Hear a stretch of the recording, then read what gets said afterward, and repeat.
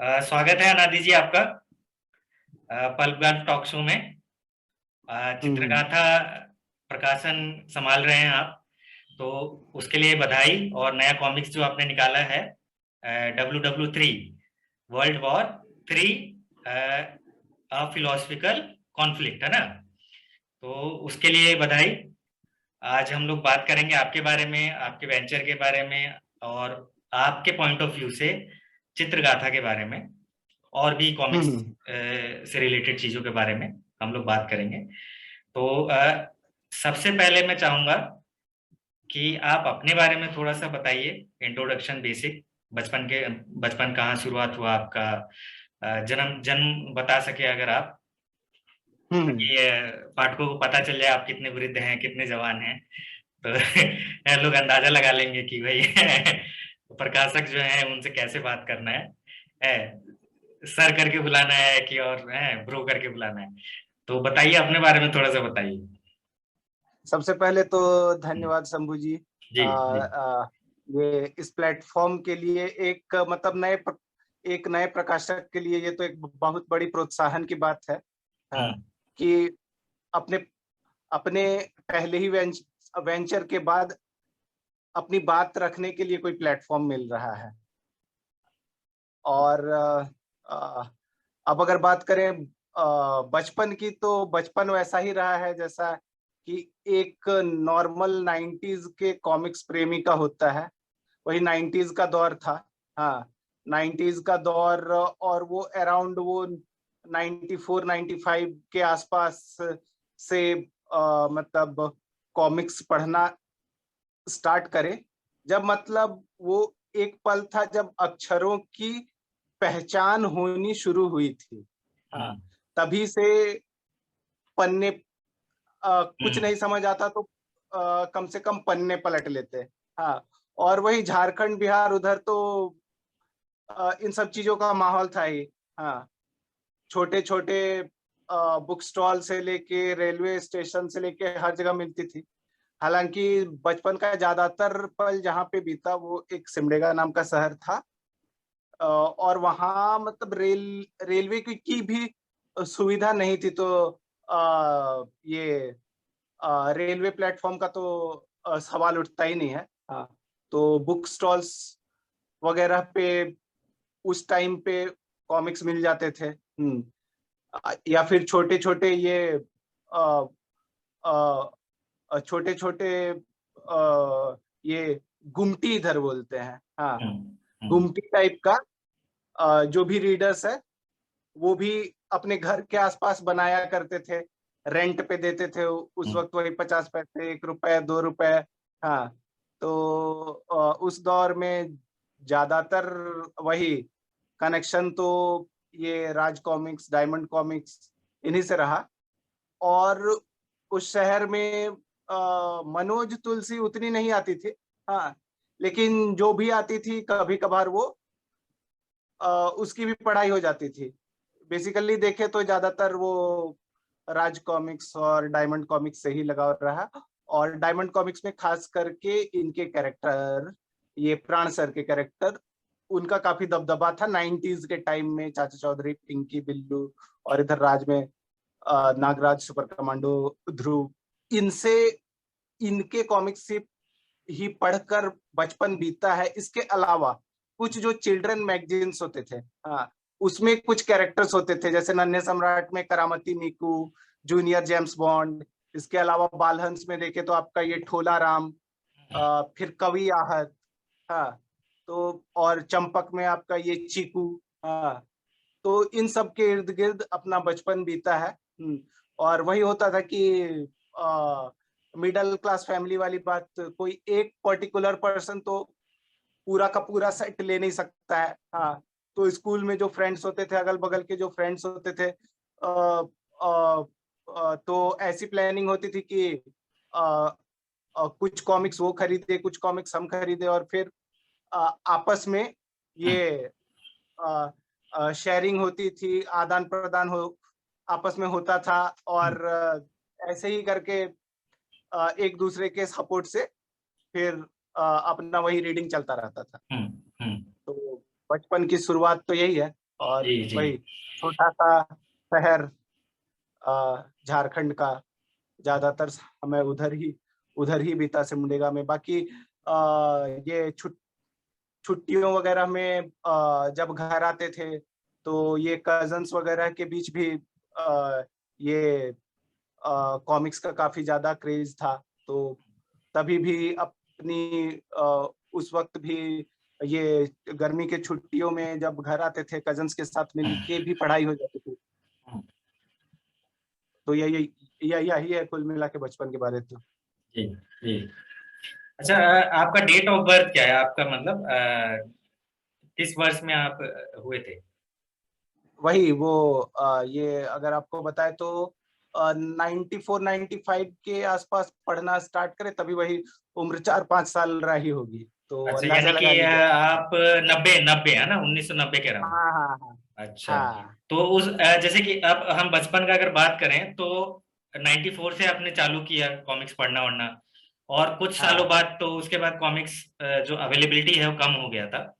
तो उस दौरान हाँ। कैसा आपका पढ़ाई का कॉमिक्स को लेके कैसा? एक्चुअली एक्चुअली अब अगर वो अवेलेबिलिटी की बात करें, हाँ, तो लोग पढ़ते कब तक हैं, खास करके मतलब इस जनरेशन की अगर बात करें तो वो जब तक ये मैट्रिकुलेशन वगैरह होता है तब तक फोकस रहता है। हम्म उसके बाद कहीं ना कहीं वो ना डेविएशन करियर के साइड हो जाता है हम्म कि हम्म अब करियर बनाना है। तो हम्म जब तक वो दौर था, पढ़ने का दौर था, तब तक ये मार्केट चलता रहा था। हम्म हाँ, उसके बाद ही फिर ये मार्केट डाउन हुई। तो ये मैट्रिकुलेशन के बाद वही होता था कि थोड़ा तो कम हो गया था। हाँ, लेकिन कभी ये जर्नी वगैरह कर रहे हैं तो रेलवे स्टेशन पे ले लिए, घर जा रहे हैं, अगर हम घर जाने वाले हैं तो रास्ते पे ले लिए, रास्ता उससे कटता रहा तो उतना फर्क नहीं पड़ा। हाँ, उसके बाद तो फिर ये 12वीं के बाद ये बीटेक करने के लिए निकल पड़े एनआईटी दुर्गापुर। हाँ, तो वहाँ बीटेक के टाइम तो ऑटोमेटिकली फोकस इंजीनियरिंग में होता है। इंजीनियरिंग में होता है तो ये यही बात है कि मतलब हम कॉलेज में है तो कॉलेज में कॉलेज की पढ़ाई और बाकी सारी चीजें चलती रहती है।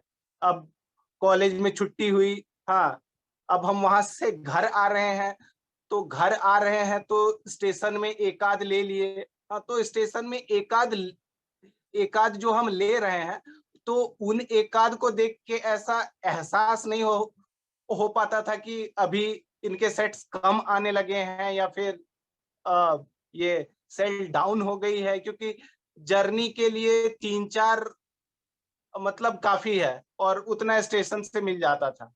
हाँ, और वही बात है, डिग्री के बाद फिर कॉर्पोरेट लाइफ में आए। कॉर्पोरेट लाइफ में फिर ये कुछ साल तो ये अपने कॉर्पोरेट जॉब पे ही फोकस रहा। हाँ, फिर कुल मिलाकर देखे तो लगभग 8-10 साल तो लगभग दूरी ही बन चुकी थी।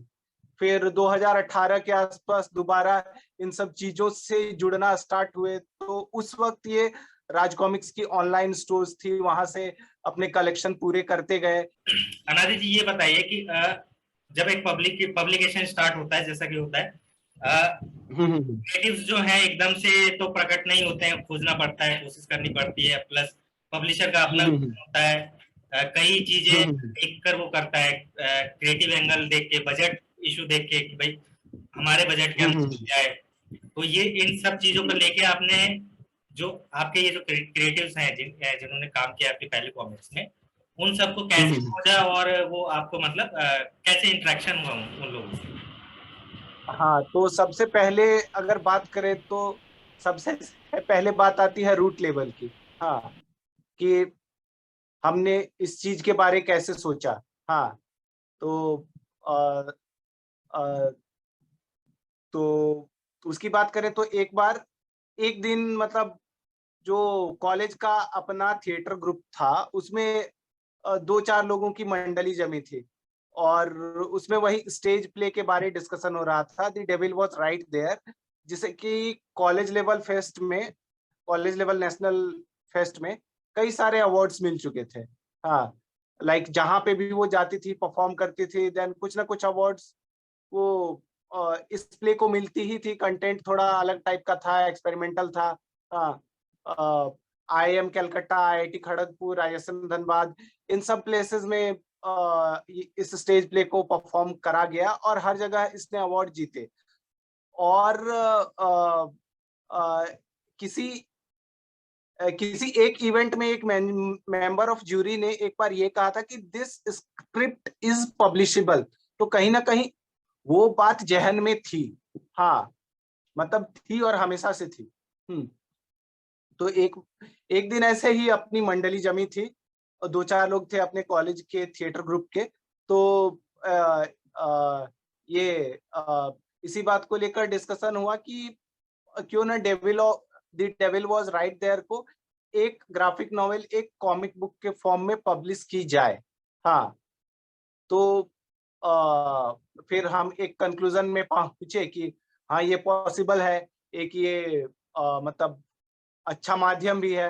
दो क्रिएटिव चीजों को आपस में हम आपस में लाके कनेक्ट कर रहे हैं। हाँ, एक स्टेज प्ले को हम एक ये ग्राफिक नॉवेल का रूप दे रहे हैं। हाँ, और कहीं ना कहीं थोड़ा रिस्क भी था क्योंकि ये जो स्टेज प्ले था थोड़ा एक्सपेरिमेंटल था, फिलोसॉफिकल था, चीजें इसमें सांकेतिक थी। और ये था कि पब्लिक इस चीज को एक्सेप्ट कर पाएंगे या नहीं। फिर फाइनली एक माइंडसेट बन गया कि नहीं, इसी से ही स्टार्ट करते हैं। हाँ, डिफरेंट कंटेंट है, लोग एक्सेप्ट करें ना करें वो बाद की बात है। ये थोड़ा यूनिक कंटेंट होगा अगर इंडियन ऑडियंस को देखे तो उनके लिए। हाँ, फिर उसके बाद ये आगे बात आ जाती है कि क्या इन्वेस्टमेंट होगा, क्या बजट लगेगा। तो इन सब चीजों के बारे रूट लेवल पे आपसे डिस्कशन हुई। देन फाइनली एक कंक्लूजन पे आए कि नहीं, हम स्टार्ट कर सकते हैं। स्टार्ट करने के बाद आगे जो होता है वो देखते हैं, वो बाद की बात है। हाँ, फिर सबसे पहले राइटिंग की बात आई कि प्ले हमारे पास अवेलेबल था एक स्टेज प्ले के फॉर्मेट में। हाँ, लेकिन चूंकि अगर मेरी बात करें, प्रतीक ने ओरिजिनल प्ले को लिखा था। प्रतीक की बात करें, प्रतीक खुद अपने आप में एक मतलब काफी अच्छे राइटर हैं। लेकिन प्रतीक के पास कहीं ना कहीं वो कॉर्पोरेट वर्क में इन्वॉल्व होने की वजह से वो इस चीज के लिए टाइम नहीं निकाल सकते थे। हाँ, राइटिंग के लिए मतलब एक इसको कॉमिक बुक फॉर्म में कन्वर्ट करने के लिए उनको टाइम लगता। पहली चीज तो उन्होंने स्टेज प्ले लिखा था। हाँ, और यहाँ पे बात है कॉमिक बुक की। ऐसी बात नहीं है कि वो कर नहीं पाते, उनको थोड़ा रिसर्च करना पड़ता है, एक्सप्लोर करना पड़ता है कि पैटर्न होता क्या है इस मीडियम में और उस मीडियम में। वो कर लेते लेकिन समय का कहीं ना कहीं अभाव था और फिजिबल नहीं था at that point of time में। तो फिर किन से करवाया जाए। तो तो डिस्कशन हुई, आपने ही एक वो नाम सजेस्ट करा, अंशु जी का। और अंशु जी के साथ ये प्लस पॉइंट था कि वो कॉमिक्स के क्षेत्र से भी जुड़े थे और वो as a art director, stage play, theatres, इन सब चीजों में काम करते आए थे। उन्होंने एक्ट भी करा था, तो दोनों माध्यम की समझ उनमें थी। तो फाइनली हमने ये डिसाइड करा कि अंशु जी इस चीज के लिए परफेक्ट हो सकते हैं। तो अंशु जी को हमने फाइनल कर दिया। उसके बाद बात आती है आ, ये आपका वीडियो रुक गया था शायद। नहीं नहीं, वो मैं रुका हुआ था। अच्छा अच्छा, वही लगा कि शायद वीडियो रुक गया। हाँ, तो अंशु जी का डन था। हाँ, फिर उसके बाद बात आती है ये आर्टिस्ट की, इलस्ट्रेटर, कलरिस्ट, इन सब से कैसे कनेक्ट करा जाए। तो दिमाग में पहला नाम आता है फेसबुक का। सोशल मीडिया का टाइम है। हाँ, तो एक दोस्त से हमने पोस्ट करवाया कि ऐसा ऐसा है, हमारा बजट का रेंज हाँ, हमारा बजट इस रेंज में है। हाँ, तो जो अपनी इच्छा से जुड़ना चाहे वो कनेक्ट कर सकते हैं। तो फिर उसी पोस्ट पे कमेंट के माध्यम से काफी सारे प्रोफाइल्स आए। हाँ, फिर उनका ये रिव्यू प्रोसेस स्टार्ट हुआ। हाँ, रिव्यू प्रोसेस के बाद कुछ प्रोफाइल शॉर्टलिस्ट भी करे। इसी बीच आयुष से बात हुई। आयुष से ऑलरेडी कनेक्शन था ही पहले से। तो पहले तो आयुष से ही बात किए कि आयुष इस चीज के लिए अवेलेबल है या नहीं। हाँ, मतलब वो आर्ट बनाए तो बेहतर रहेगा, लेकिन उनकी वही एकेडमिक्स इन्वॉल्वमेंट थी। हाँ, तो उन्होंने भी असमर्थता जताई कि आयुष ने आगे फिर ना वो इस प्रोजेक्ट में, अब भले वो एज अ आर्टिस्ट काम करने के लिए तभी अवेलेबल नहीं थे, लेकिन वो इस प्रोजेक्ट से एकदम पूरी तरह जुड़ गए। फिर वो भी अपने साइड से, हाँ, अपनी तरफ से वो भी आर्टिस्ट क्रिएटिव्स को ढूंढने में हेल्प करने लगे। उन्होंने ही फिर अमित का नाम सजेस्ट करा।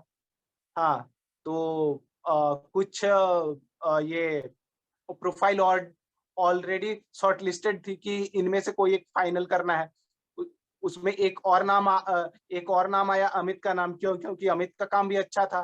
तो फिर फाइनली लास्ट में तीन चार प्रोफाइल्स में फाइनली अमित को फाइनल कंफर्म किया गया। फिर कलरिस्ट की बात आई तो ये आ, आयुष ने ही हरेंद्र जी का नाम सजेस्ट करा। हरेंद्र जी का काम अच्छा था। हरेंद्र जी भी इस प्रोजेक्ट से जुड़े, हालांकि वो शुरू में उनकी अदर रेस्पॉन्सिबिलिटीज कुछ और कमिटमेंट्स थे, पर्सनल कमिटमेंट, तो शुरुआत में उतना वो टाइम नहीं दे पाए।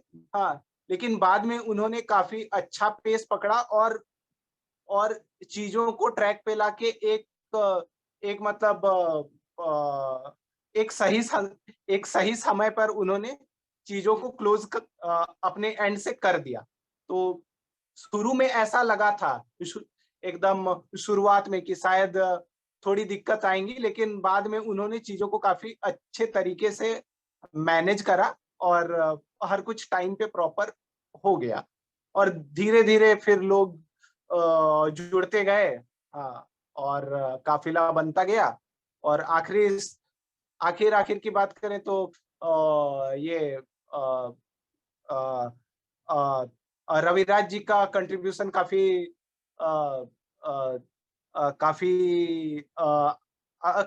अच्छा रहा। उन्होंने लेटरिंग के अलावा अन्य चीजों पे भी अ, अपने लेवल पे हेल्प की। मतलब जो भी सजेशंस है, इम्प्रूवमेंट है, तो लास्ट में भी उनके तरफ से काफी हेल्प हो गई। हाँ, इसके बाद ये किशन जी का भी मतलब लोगो काफी अच्छा था। लोगो उन्होंने काफी अच्छा बनाया, टाइटल डिजाइन उन्होंने अच्छा करा। देन फिर ये जो इसके बाद ये जब ये प्री ऑर्डर की बात आई तो प्री ऑर्डर में भी ये अभय जी, नीलेश जी, फिर ये अपने ललित जी, इनका योगदान मतलब काफी काफी ही सराहनीय था। क्योंकि ज्यादातर सेलर से बात करने की जरूरत ही नहीं पड़ी, वो अपने लेवल पे चीजों को मैनेज कर लिए। जबकि ये मेरे लिए मतलब चैलेंजिंग हो सकता था। हाँ, कि पहला पहला काम है, सेलर से कैसे बात करना है, कैसे चीजों को मैनेज करनी है।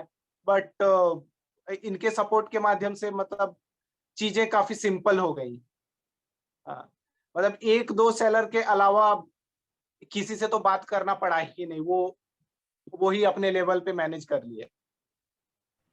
जी, अभी जैसे कि आपने बताया किस तरीके से शुरुआत से आपने मतलब धीरे धीरे करके क्रिएटिव और एंड में सेलर्स तक अपना एक हम्म पूरा तैयार कर लिया।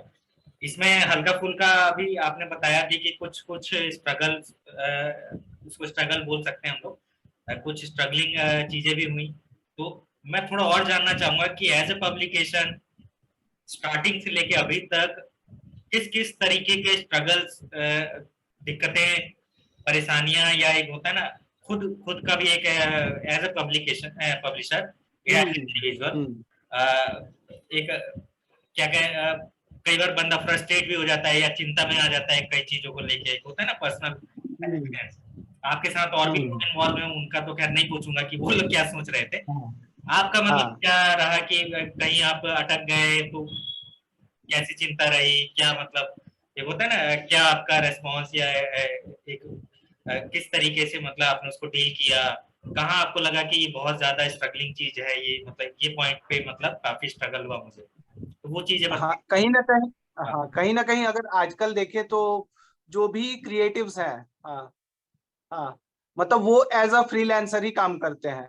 हाँ, उनके मतलब ऐसा नहीं है कि वो फुल टाइम इस चीज में काम कर रहे हैं। हाँ, तो वो अपना 24 घंटा नहीं दे सकते हैं। हाँ, तो कहीं ना कहीं वो अपने खाली टाइम में ही वो काम करेंगे और आपको वर्क मिलेगा।